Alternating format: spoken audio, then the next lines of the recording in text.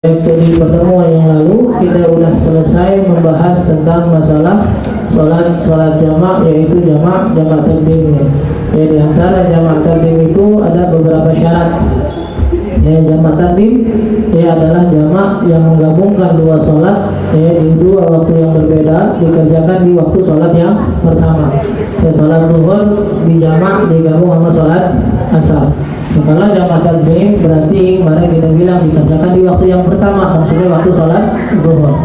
Ya, kalau sholat jamak takdim maghrib digabung dengan isya. Ya, untuk jamak takdim maka dikerjakannya di waktu maghrib. Ya, kemarin ada 7 syarat, di antaranya al-bada'ah bil ula, wajib kalau di sholat jamak takdim wajib hukumnya memulai dari sholat yang pertama. Kalau jamak takdim antara zuhur sama asar, nggak biasa sholat asar dulu, tapi harus sholat zuhurnya dulu. Mau gabung antara maghrib sama isya, nggak boleh sholat isyanya dulu, tapi harus maghribnya dulu. Wa niyatul jam'i fiha, dan harus ada niat sholat jamaknya. Yang kemarin kita bilang biasa kita diajarkan orang tua kita tuh, guru-guru kita dahulu panjang tuh niatnya. Nawaitu atau usolli fardhu dhuhri jam'an takdiman ma'al asri 4 raka'atin, kalau 4 rakaat atau qasran lillahi ta'ala. Usolli fardhu asri jam'an takdiman ma'al dhuhri atau majmu'an ma'a ilaihi dhuhru. Itu panjang. Dan itu afdal sebenarnya, bagus ketika kita bisa niat sepanjang itu dan selengkap itu. Tapi yang sering kita bahas dalam masalah niat, intinya bukan sekedar lafaz yang di mulut, tapi hatinya tahu apa yang diucapkan. Jadi hatinya tentang apa yang dilafazkan dari niat tadi, dia paham tuh, kalau ini tuh saya niat sholat zuhur ya digabung sama sholat asar. Saya niat sholat asar digabung sama sholat zuhur. Itu yang pentingnya. Kalau kita cuma ngapalin bahasa Arabnya doang, usolli fardhu dhuhri jamak takdiman, usolli fardhu asri jamak takdiman, hatinya nggak tahu, ya sama aja. Ya, sama yang berkali-kali kita bilang, kalau orang niat puasa, ya dia nggak pernah tahu arti niat puasa. Jadi setiap habis tarawih ikutin imam aja. Nawaitu shauma ghadin an adai fardhi syahri ramadhani hadhihi sanati lillahi ta'ala. Tahu nggak artinya? Enggak. Maksudnya apa yang diucapin? Nggak tahu. Berarti dia belum terhitung mengucapkan niat puasa karena nggak tahu dari artinya. Ya, makanya selain dari ucapan yang lengkap, ya harus tahu arti dari niat yang kita ucapkan. Dan harus ada niat jamaknya di dalamnya. Kapan? Paling enggak sampai sebelum salam. Musolli fardhu dhuhri 4 raka'atin lillahi ta'ala Allahu akbar. Salat ya. Rakaat 1, rakaat 2, rakaat 3, rakaat keempat baru ingat. Rakaat keempat baru sadar atau baru pengen, kayaknya mendingan jamak dah. Boleh enggak diniatin lagi salat? Boleh. Yang penting belum selesai salamnya, belum selesai salatnya. Kalau udah selesai salatnya, boleh nggak nyari jamaah yang lain biar sholat zuhur lagi buat jamak takdim? Nggak bisa. Kalau udah selesai salatnya belum niat jamak, berarti nggak boleh dijamak. Ntar asar di sholat setelah dikerjakan di waktunya sendiri. Pokok awakil ula, kita masih boleh jamak takdim selama sholat yang pertama waktunya masih menyisakan waktu yang cukup untuk mengerjakan 2 sholat, zuhur sama asar. Wudhu nih udah zuhur berapa menit ngerjainnya? 7 menit misalnya. Asar sama 7 menit. Berarti kalau mau jamak takdim minimal, ya kalau kita dalam keadaan wudhu nih masih ada waktu 15 menit sebelum waktunya habis. Kalau seandainya kita udah jamak takdim, kita mau jamak takdim udah sholat zuhurnya udah, ternyata pas mau sholat asar azan, disebutnya jamak takdim nggak? Berarti gimana? Ya udah azan tinggal kerjain sholat asarnya, tapi dinamakan jamak takdim nggak bisa, karena nggak cukup lagi waktunya. Wal muwala bainahuma, apalagi syaratnya sholat zuhur sama asar jamak takdim tadi nggak boleh ada pemisah jarak yang terlalu jauh. Sholat zuhurnya udah langsung sholat asar, diselingi sama qomat boleh, mau ngobrol dulu sedikit boleh. Yang penting jangan sampai melebihi waktu yang cukup untuk mengerjakan 2 rakaat secara singkat. 2 rakaat secara singkat itu berarti sholat sunnah yang dikerjakan 2 rakaat, dikerjakannya cuma wajibnya doang.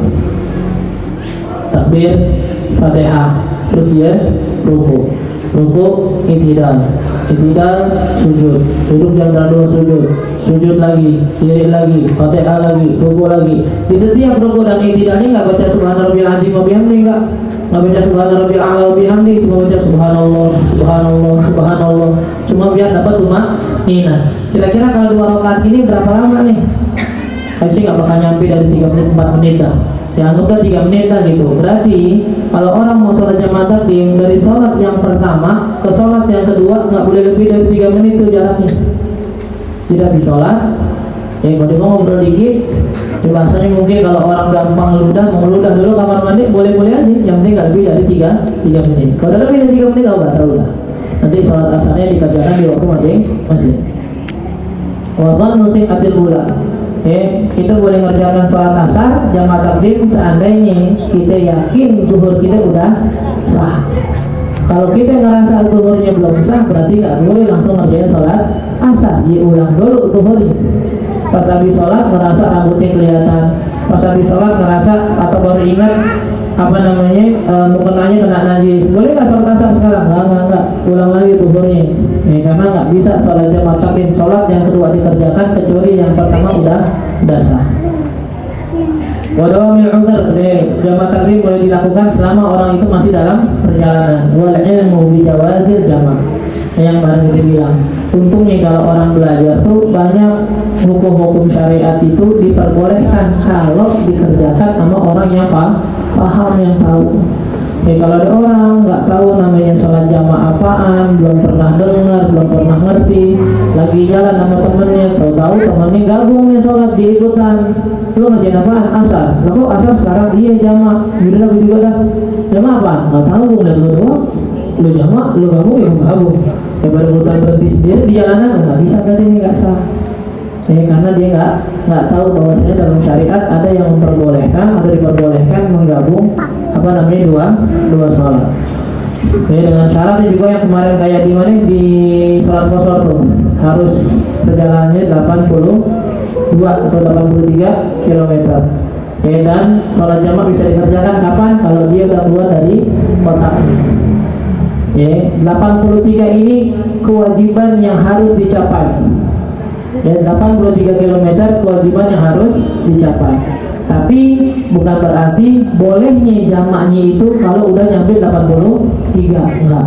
Selama udah keluar dari kotanya, udah keluar dari Jakarta, berhenti dulu di rest area Bekasi, Karawang, Cikarang, berhenti sebentar mau sholat jamaah, boleh nggak? Boleh.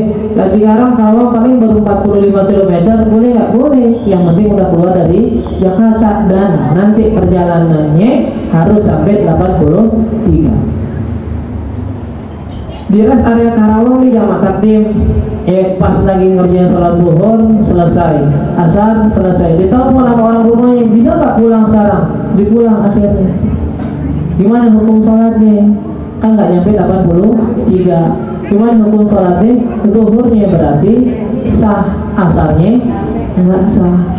Kenapa? Karena asarnya dimajuin tanpa adanya keringanan, tanpa adanya alasan. Kalau udah maju nih zuhur atau asarnya maju ke sholat zuhur, yang dikerjakan dalam perjalanan boleh. Tapi kalau enggak, ya berarti nggak bisa.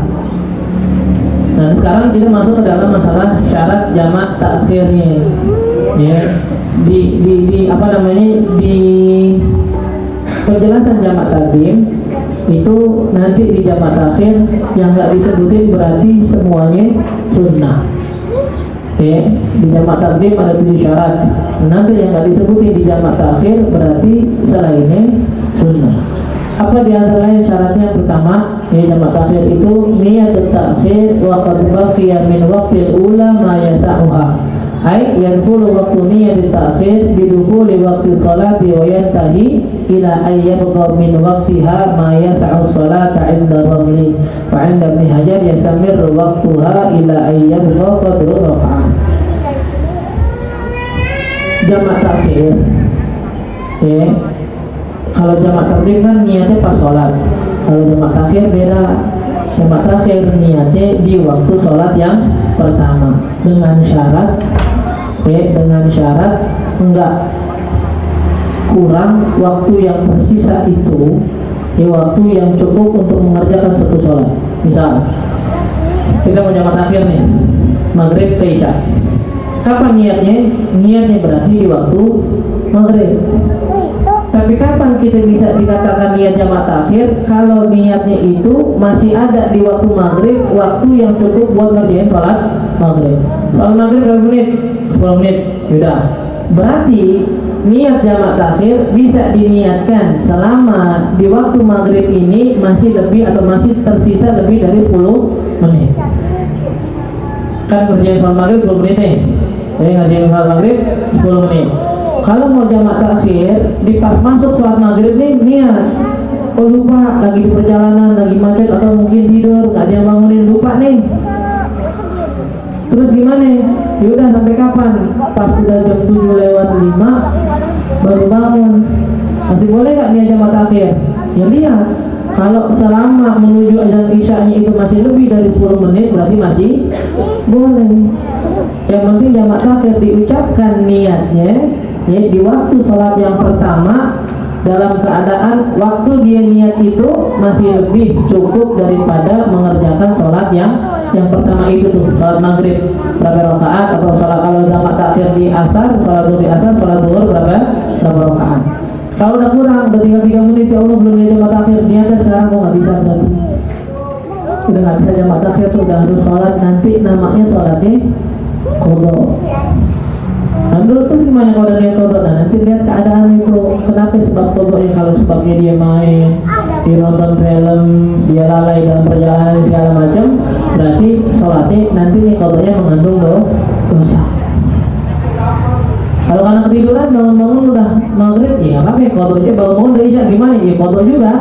Tapi pas ngerjain waktu maghribnya di waktu isya nggak dosa karena dia ketiduran. Ya zuhur udah azan, niat jamak takhir, ya ntar gue masih ragu nih mau jamak takhir mau jamak takhir. Akhirnya nggak diniatin tuh, tapi nggak diniatin dia ngapain? Yaudah di rest area dia main, dia jalan-jalan, dia apa namanya mau belanja, beli oleh-oleh segala macam, sampai tahu-tahu udah mau asar. Ya gue mau niat jamak takhir gimana nih? Udah niat jamak takhir sekarang dah, nggak bisa.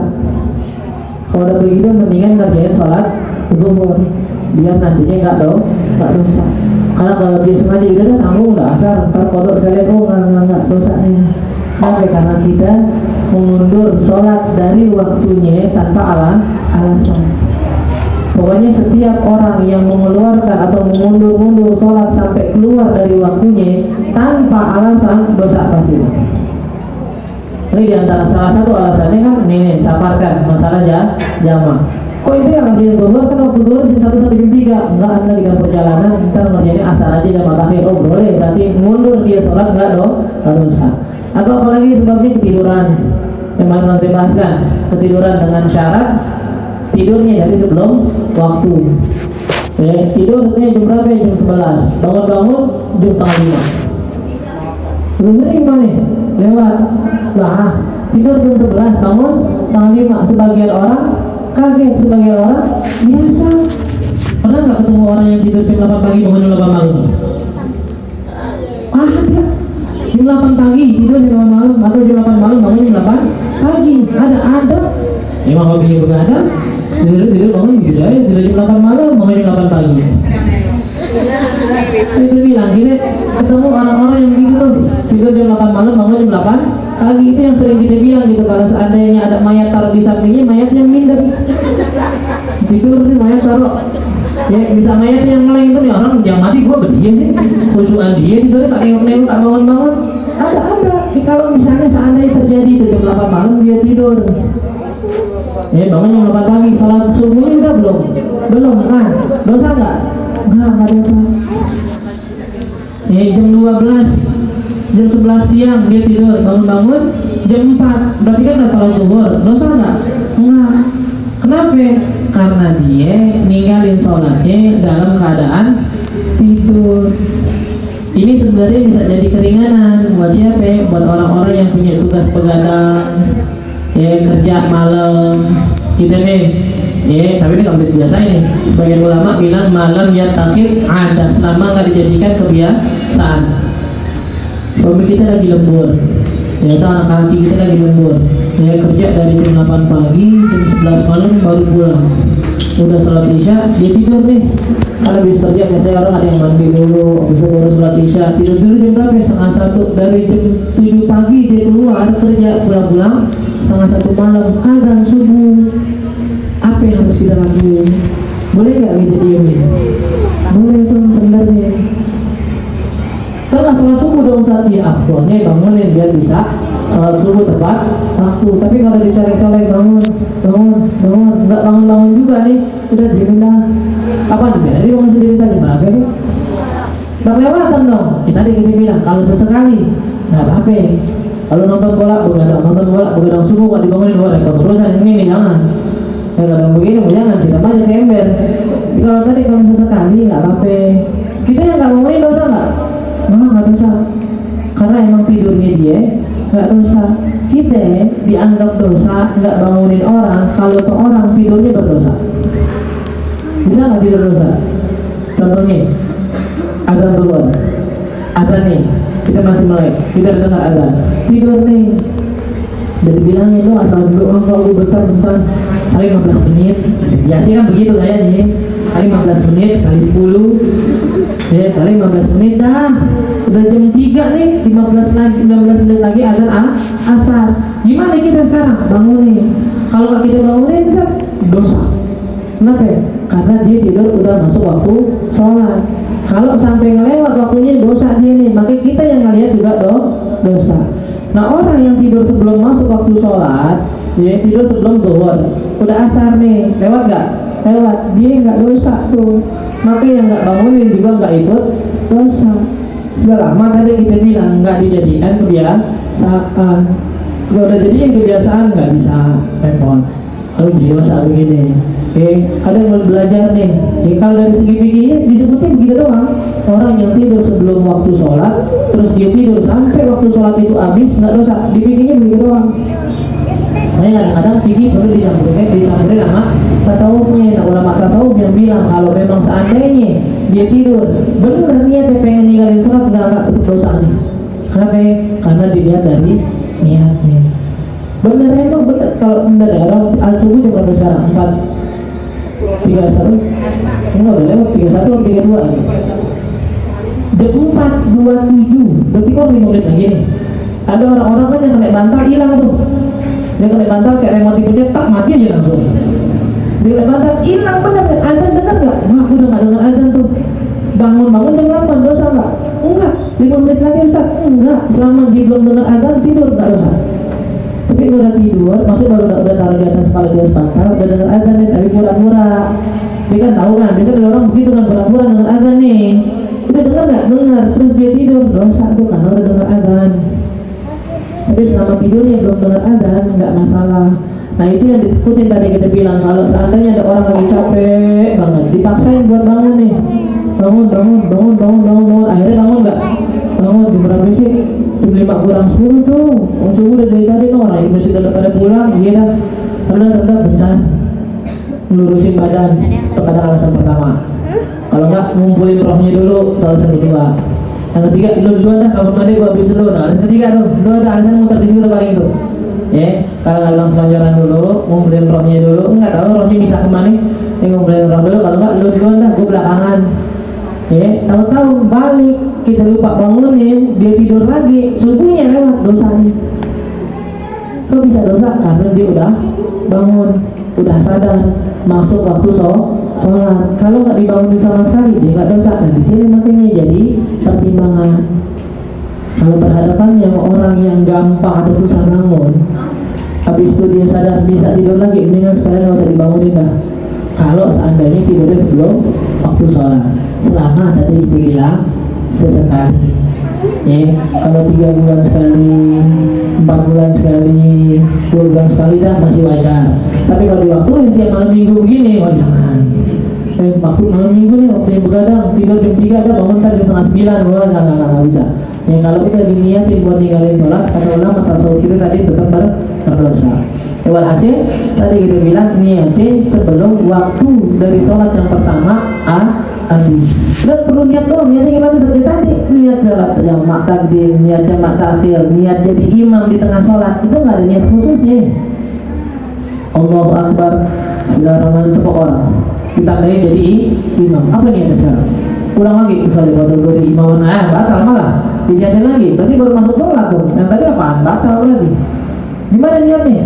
Tidak ada niatnya, pokoknya dalam hati ucapin saya sekarang jadi imam, udah. Niat Jumat akhir juga sama. Ya kalau kita mau bahasa Arab, adik-adik aja ya gitu. Nawaitu ta'khir sholatil zuhri ila al-asri, nawaitu ta'khir sholatil maghribi ila ta'khir sholatil maghribi ila al-isya. Ada artinya apa nih? Saya berniat mengakhirkan sholat maghrib ke sholat isya. Saya berniat mengakhirkan sholat zuhur ke sholat asar. Udah, yang penting di hati terlintas terucap kayak gitu, udah selesai. Itu niat sholat jamak ta'khir. Wa dawamul udhri ila tamami sholati tsaniyah. Dan yang kedua, syaratnya adalah kita masih dalam perjalanan sampai sholat kedua kelar. Sholat pertama masih ngerjain, pas sholat dua tahu nyampe nih ke rumahnya, masih bisa nggak jamak takhir sekarang? Enggak. Ya udah nggak bisa. Tapi dosa nggak? Yang kemarin kita bilang, misalnya orang di perahu nih, perahu yang kemarin kita bilang yang kiblatnya bisa bergerak sendiri.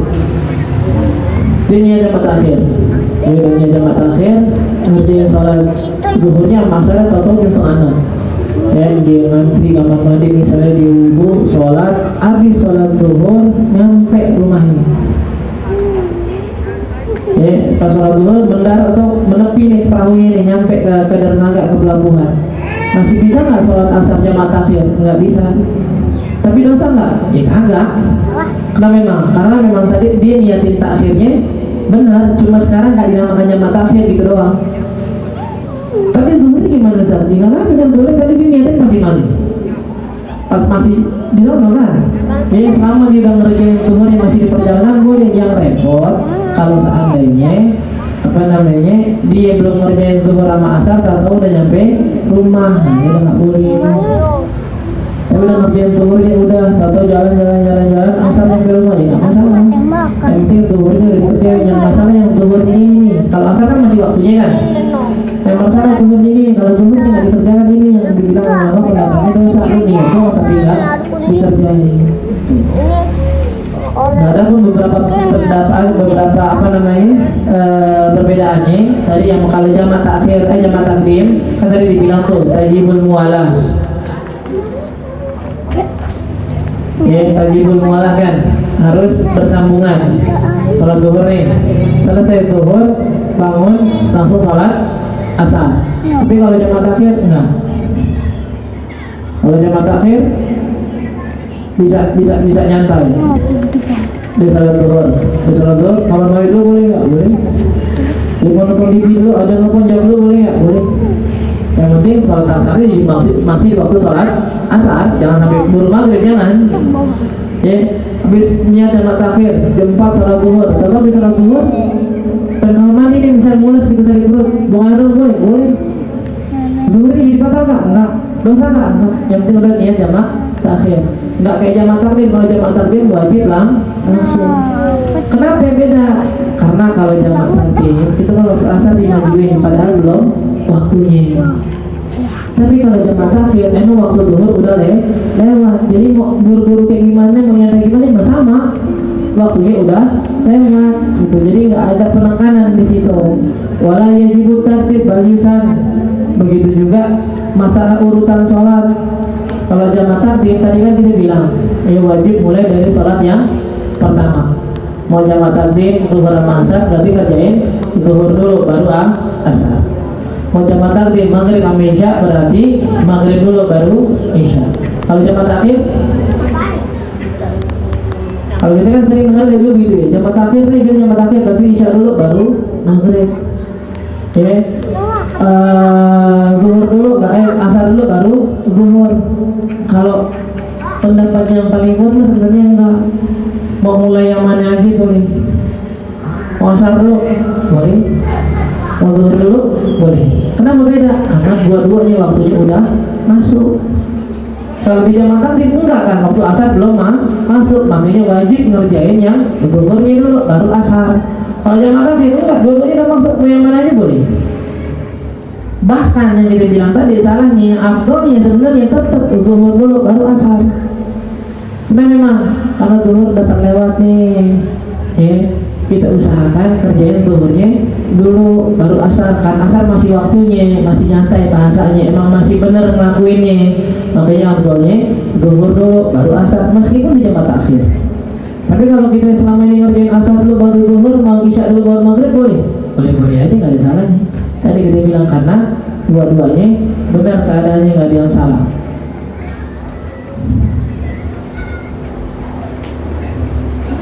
Yaitu di antara syarat-syarat dari jamak takhir. Pokoknya jamak takdim syaratnya 7. Di jamak takhir syaratnya berdua. Yang pertama, niat jamak takhir masih ada waktu yang cukup untuk kerjain sholat yang pertama tadi itu.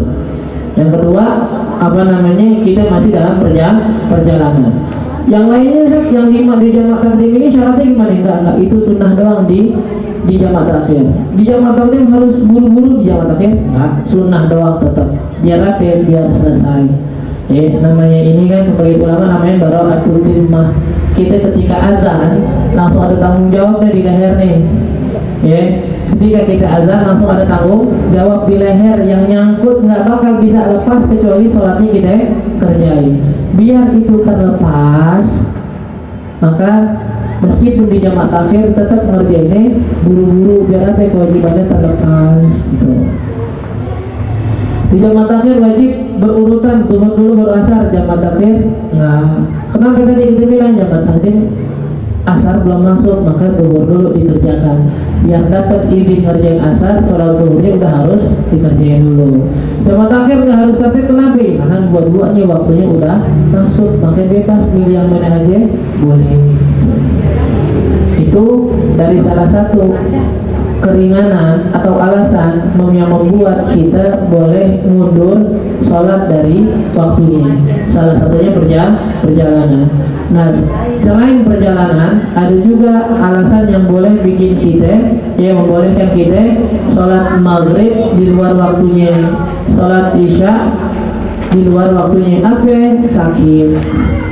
Kata Imam Nawawi, dari salah satu syarat atau keadaan yang membolehkan seseorang menjamak sholat itu selain perjalanan adalah kalau dia sakit. Kata beliau, la yajuzul jam'u lil marid taqdiman wa ta'khir 'ala al-mu'tamad fil madhhab wa ikhtara Imam Nawawi wa ghairu jawazah. Di pendapat yang paling kuat sebenarnya nggak boleh. Kita bilang nih, pendapat dalam fikih itu banyak. Kalau kata guru-guru kita nih kalau mau pintar dalam fikih itu, yang orang lain bilang haram bisa kita cari alasan bilang biar halal. Biar haram. Orang udah bilang haram ini segala macam, pasti bisa nanti dipentokin, diarahin, bahasa kita digocek lah bahasanya biar bisa jadi halal. Makanya kan banyak sekarang kita lihat, kok Ustaz dia ulama-ulama ini bilang haram, dia bilang halal sendiri. Mungkin memang ada pendapatnya, cuma di sini masalah banyaknya pendapat dalam fikih itu nggak boleh dijadikan kepuasan sendiri. Bahkan kata Imam Haddad, orang kalau pintar, dia memuaskan dirinya sendiri, orang tuanya, keluarganya buat dengan pendapat-pendapat yang ringan, ini masuk nerakanya barang penyembah berhala nih. Dia bisa nih bilang yang dari haram jadi halal, minimal makruh dah. Buat keluarganya digampangin, udah begini aja udah nyantai, ya udah boleh yang gini nyantai bisa nih segala macam. Buat orang dikasih nggak bisa. Tapi berarti nggak boleh dipakai, boleh, tergantung keadaan yang membutuhkan. Kalau memang membutuhkan, mau keluarganya, mau orang tuanya, mau orang lain, ya kasih. Tapi kalau cuma sekedar buat nyantai-nyantai terlepas dari agama, nggak bisa. Yang mana kita bilang zakat perdagangan ini contoh yang paling sering disebutkan ulama nih. Zakat perdagangan, kalau orang dagang kan ada zakat nih. Gimana gambaran zakatnya? Wajibnya dia dari awal beli barang niatnya buat dagang sampai ketemu di bulan selanjutnya yang dia beli barang itu Januari ke Januari misalnya, niatnya masih tetap buat dagang tuh.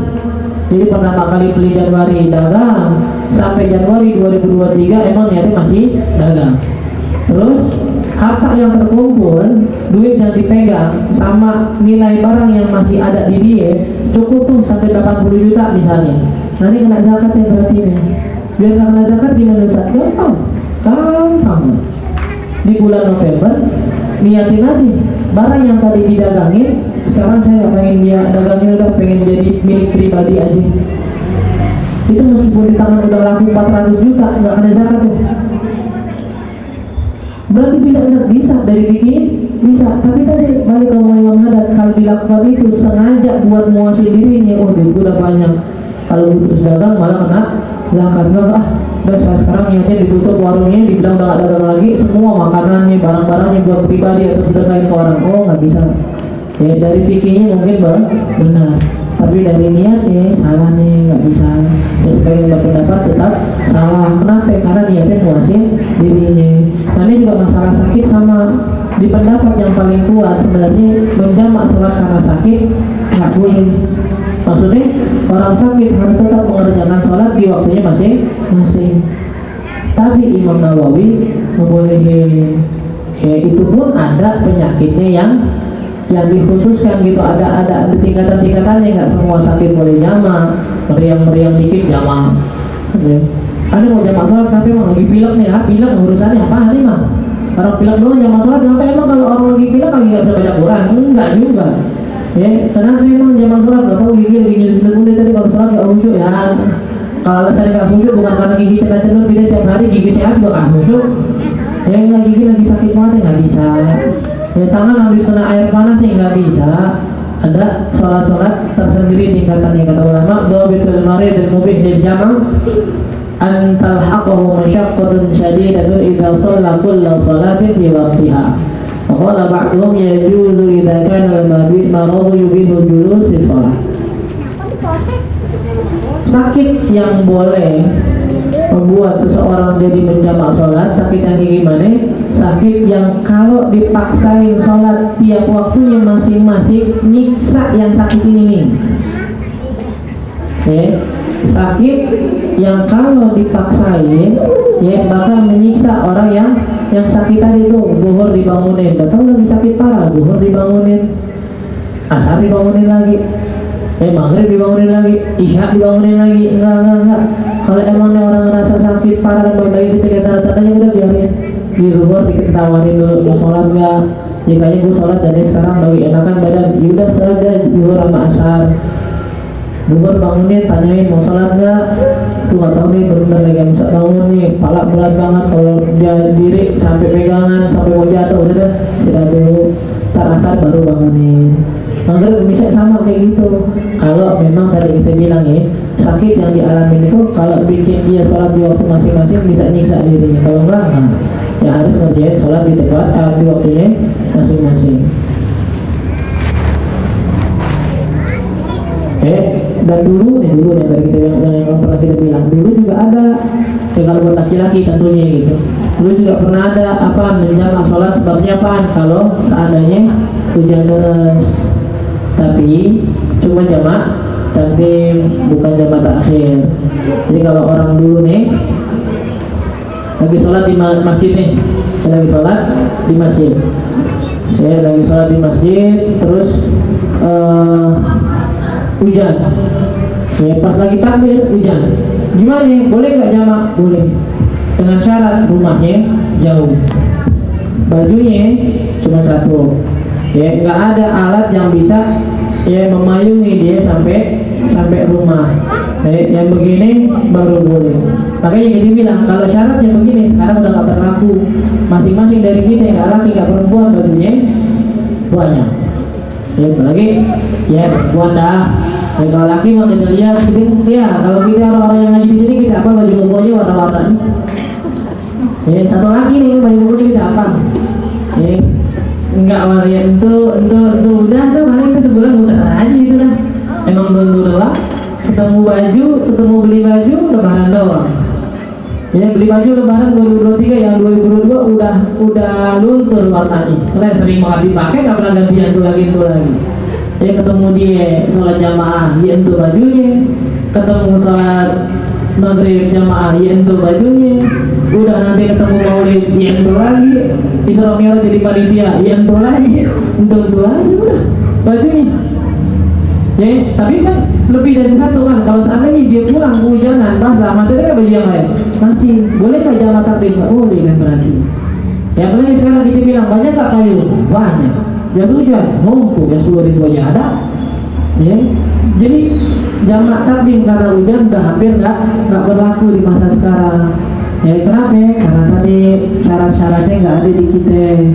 Kalau dulu banyak, atau kalau dulu tadi kita bilang orang kehujanan dan segala macam, sekarang udah pun kalau kehujanan bajunya banyak. Atau sekarang pula orang-orang kalau buat bajunya satu pasti rata-rata punya payung. Kalau punya payung punya jas hujan. Nggak usah masa pengungsi pakai jas hujan, ya kenapa? Nggak ada apa namanya, nggak ada syarat ke masjid mau sholat jamaah harus pakai nggak ada syarat yang mengatakan kalau orang mau sholat jamaah ke masjid hujan nggak boleh pakai jas hujan. Boleh aja. Makanya tadi kita bilang di antara syarat-syaratnya ya, kalau orang mau sholat jamaah tadi karena hujan ya harus jauh rumahnya, lagi sholat jamaah di masjid dan nggak punya payung. Nah kalau tidak syaratnya kayak gitu hampir nggak bisa ya kita nantinya buat jamaah sholat. Ya, insya Allah nanti kita lanjutkan dengan selanjutnya masuk ke bab sholat sunnah nih. Sholat id, sholat gerhana, ya ada juga tentang hukum tinggalin sholat imamnya. Baru masuk ke masalah sholat jenazahnya, dan masalah Ramadan dan zakatnya. Insya Allah. Nah sebelumnya ini pertanyaan yang berulang-ulang sebenarnya sih, masalah qada puasa bulan Rajab sama digabungin dengan sunnahnya. Kalau mau yang lebih hati-hati, nggak usah diniatin sunnahnya. Jadi mau qada aja sekarang. Niatin apa namanya nawaitu sama qadir qadaan am Ramadan fa'id wa dalam arti niat puasa mengqada Ramadan yang pernah lewat nih gitu. Kalau usah diniatin wa sunnah yaumir Rajab, nggak usah. Itu kalau pun kita puasa qada tetap dapat niat puasa Rajab. Sunnahnya gitu. Qadanya dapat, sunnah Rajabnya tetap dapat. Tapi yang kita dengar sebenarnya kita pelajari juga digabung pun nggak masalah. Ya, nawaitu sallallahu alaihi wasallam qada Ramadan wa sunnati yaumi Arafah wa sunnati yaumi Rajab wa sunnati yaumi Khamis, boleh aja. Saya niat puasa qada Ramadan dan niat Senin Kamis, puasa sunnah hari Senin, puasa sunnah hari Kamis, boleh nggak? Boleh. Malah afdal memang sekarang diganti nih, karena memang bulan Rajab kan bulan haram kan, bulan yang diperintahkan buat banyak ibadah. Ya, yang semua ibadah kita di bulan Rajab pahalanya dilipat gandaannya nggak tahu-tahu, dari hadir majelisnya, dari sholatnya, dari puasanya. Bahkan kemarin di grup WhatsApp yang namanya grup Habib Umar gitu, yang beliau katanya ngutip satu perkataan, kalau sedekah di bulan Rajab, ya sedekah di bulan Rajab dibilang yu'id sahibaha an-nar. Ya sedekah di bulan Rajab bisa menjauhkan orang yang bersedekah tidak itu dari api neraka. Ka qurabin tarafan wa mata haraman. Ya dijauhkan dari api neraka ya sejauh kalau seandainya ada burung gagak yang baru bisa terbang nih, masih anak nih, baru bisa terbang, dia terbang sampai mati jauhnya sebanyak itu. Kalau dibilang burung gagak umurnya berapa lama sih? Bisa 2 tahun, bisa 3 tahun gitu. Tapi kalau burung gagak terbang 3 tahun semana jauhnya. Nggak kayak berhenti, burung gagak terbang 3 tahun. Sejauh itu pula nanti orang-orang yang sedekah di bulan Rajab bakal dijauhkan dari Allah Subhanahu wa ta'ala, dirinya dari api neraka. Mau banyak, mau dikit, asal syaratnya diterima sama Allah. Allahu a'lam. Bertanya sholat sujud gampang tangannya ketutupan mau kena enggaknya itu sejadah, sah enggak? Sah ya. Kalau ada orang sholat ya apa ya, ada orang sholat nih ya, dia pakai kalau laki mungkin digambarin pakai sarung tangan Kalau atau pakai kaos kaki sah nggak? Sah. Yang harus ingat ya, yang harus nyentuh kulit langsung ke sejadah cuma jidat. Pokoknya asal jidatnya terbuka, ada sedikit, itu pun nggak harus semuanya. Kita bilang kalau ada orang jidatnya lebar, semua jidat harus lebar sejadah, gimana caranya? Mau guling-guling? Ya enggak, yang penting ada dikit aja kena ke sejadah cukup, selama di bagian jidat. Dinamakan bagian jidat nih, ada kulitnya kena sedikit sejadah cukup. Kalau yang kena pipi ya nggak bisa. Tangannya apa namanya, kalingan mau kena nih segala macam, nggak apa-apa, malah justru harus kalingan mau kena kalau seandainya kebuka. Kalau kan tak sholat kita, atau sejadahnya apa namanya, mau kenanya harus didorong dulu gitu ke depan. Kalau seandainya mau kenanya atas bawah jadi bukannya harus dorong dulu ke depan harus kena sejadah. Enggak. Boleh aja. Yang nggak boleh, yang harus langsung ke sejadah, nggak boleh nempel dengan, ini kan masalahnya yang pernah kita nih, nggak boleh sujud. Nggak boleh sujud di atas sesuatu yang bergerak dengan gerakannya. Nggak boleh sujud di atas sesuatu yang bergerak dengan gerakannya. Kalau laki misalnya, contoh paling gampang, laki pakai lidah, pakai selendang, pas dia mau turun ke sujud, lidahnya melebar tuh, di tempat sujudnya. Sujud di atas lidahnya boleh nggak? Nggak boleh. Kenapa? Karena tuh lidah bakal bergerak kalau dia bergerak. Kalau perempuan contohnya apa ya? Mau kena mungkin, mau kena nih, atau mau kenanya melebar. Sujudnya di atas mau kena mukanya, ini yang nggak boleh. Kalau tangan nggak apa-apa. Maksud sujud di situ apa? Bagian jidatnya. Kalau bagian jidatnya, sujud di atas mau kena yang bergerak tadi itu, bergerak dengan badan ini dia, baru nggak boleh. Tapi kalau tangan nggak apa-apa. Tangan ketutupan kalingan mau kena, kaki kalingan mau kena, bawa pas sujud pas lipatnya enggak masalah, yang penting jidatnya. Jangan sampai pas sujud jidatnya enggak sedikit pun, tadi kita bilang enggak sedikit pun ada yang nyentuh sejadah. Selama masih ada yang sedikit nyentuh sejadah nggak apa-apa. Laki pakai peci di atasin, ada yang pakai kelagak turun nggak apa-apa. Kalau sama masih benar masih ada bisa nyentuh sejadah, boleh. Makanya kita sering lihat kalau kita ada yang apal gitu, ulama-ulama tarim, ada namanya Habib Tarim. Tarim salah satu muridnya Habib Umar dari Tarim, beliau kalau pakai imamah tuh pakai dorong sampai sisa dikit. Tapi pas sholat diangkat sedikit buat sholat, ntar sebenarnya turunin lagi. Yang penting apa? Yang penting ada kulit dari jidatnya yang kena sejadah. Selebihnya tadi kita bilang dengkul, tangan, kaki harus nyentuh ke bumi. Kalau jidat, kulit harus nempel sejadah. Tapi kalau tangan, dengkul, sama kaki, yang penting nggak melayang, nyentuh ke bumi cukup. Tuh. Baik.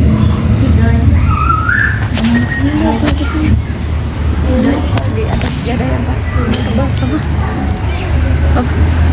Allah